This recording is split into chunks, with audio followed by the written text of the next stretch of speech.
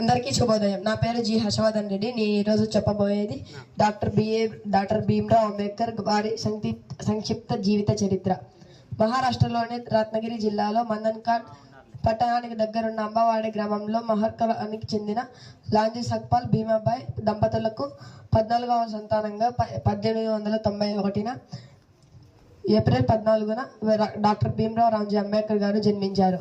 Bhimrao ఎల్ఫిస్టన్ high స్కూల్లో matriculation pass అయ్యారు. సంస్కృతం చదువుకోవాలని ఆశించారు. కులం అడ్డు వచ్చింది. ఇష్టం లేకున్నా పర్షియన్ భాష చదివారు.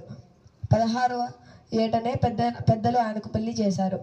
బరోడా మహారాజా షయాజీరావు గైక్వాడ్ ఇచ్చిన 25 రూపాయల విద్యార్థి వేతనంలో 1912లో బిఏ పరీక్షలో నెగ్గారు. పట్టభద్రులైన వెంటనే బరోడా సంస్థానంలో ఉద్యోగం వచ్చింది. కానీ పై చదువులు చదవాలన్న పట్టుదల వల్ల ఉద్యోగంలో చేరలేదు. మహారాజుకు తన కోరికను తెలిపారు.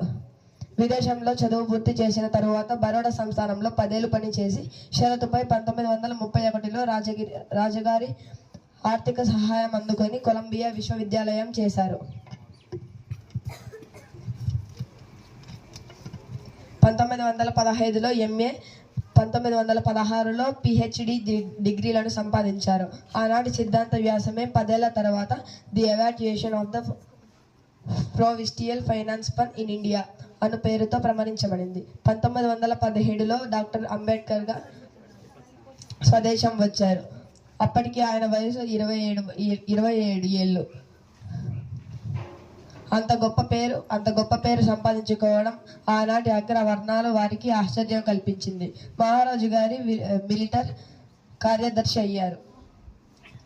32 సంవత్సరాల వయసులో డాక్టర్ అంబేద్కర్ బార్ ఆర్ట్ లా కొలంబియా విశ్వవిద్యాలయం నుండి పిహెచ్డి, లండన్ విశ్వవిద్యాలయం నుండి డిఎస్సి పట్టాలను పొందారు. 1927లో మహచ్లో దళిత జాతుల మహాసభ జరిగింది. మహారాష్ట్ర, గుజరాత్ల నుండి కొన్ని వేల మంది వచ్చారు. మహత్ చెరువులోని వేటిని త్రాగుటకు వీలు లేకుండినది అంటరానితనం ఉన్నవారికి. ధన్యవాదములు.